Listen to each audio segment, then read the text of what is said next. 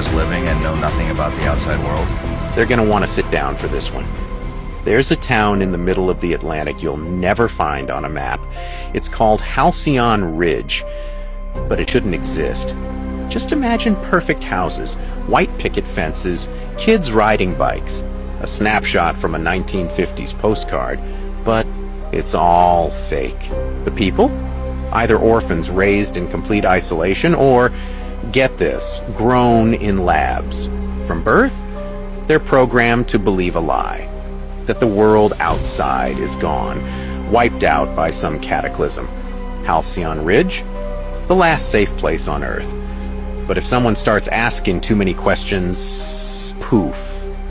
Vanguard Initiative steps in. They either fix you, or you disappear. Now that makes you wonder, how many other Halcyon Ridges are out there?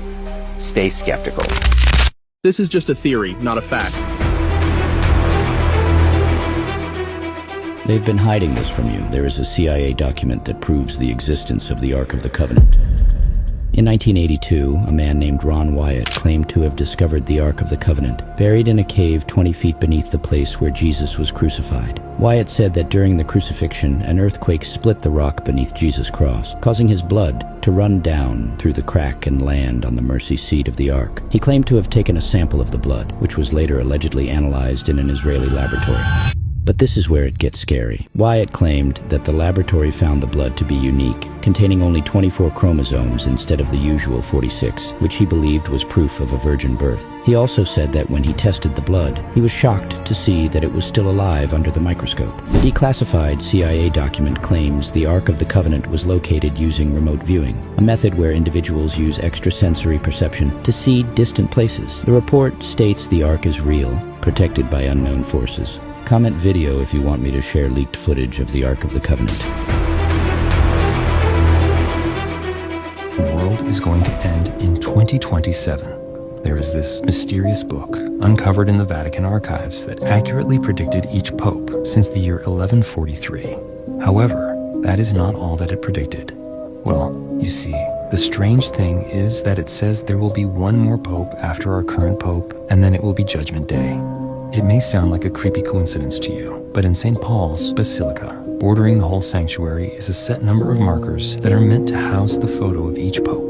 The crazy thing is that the saying is once the markers are all filled up, Judgment Day will ensue. Interestingly enough, it said that it took 422 years to go from the first to the halfway mark, and considering that the middle pope was in the year 1585, it will make the end of the word in 2027. It doesn't just stop there either, because Pope John the 23rd had always said that the world was going to end 2,000 years after Jesus Christ's death.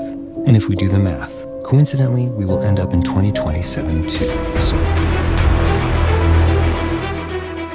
many people have been fooled into believing that the Inquisition was shut down even hundreds of years ago. Was run by the Jesuits. The Inquisition runs on snitching. In 1965, they renamed the Inquisition to the Congregation of the Doctrine of the Faith. That's the official name of the Inquisition, which is still running today and is behind all of this pandemic. The Spanish flu, SARS, Zika virus, Ebola virus. They've been planning these since the days of Justinian. Science itself tells you that you cannot catch a virus because it's a dead thing and it stays within the individual. So it's so sad to see that the programmed people are going along with this agenda and they rely on these people. Now, the universe relies on the awakened ones to awaken and to stop this, the consciousness.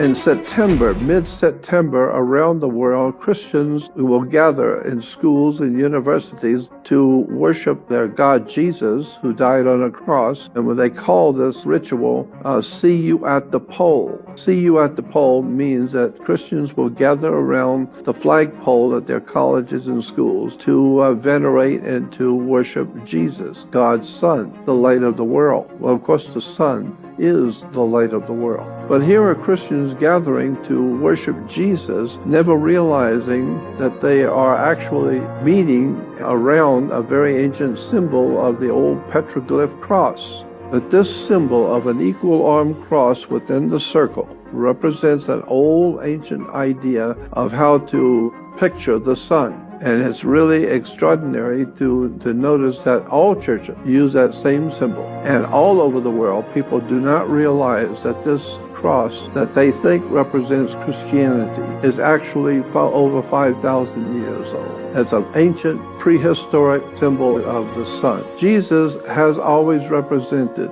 the sun, the S-U-N, not S-O-N, the etymology of the word for the sun. You see that sun can be S-U-N or S-O-N, and depending on how it's used.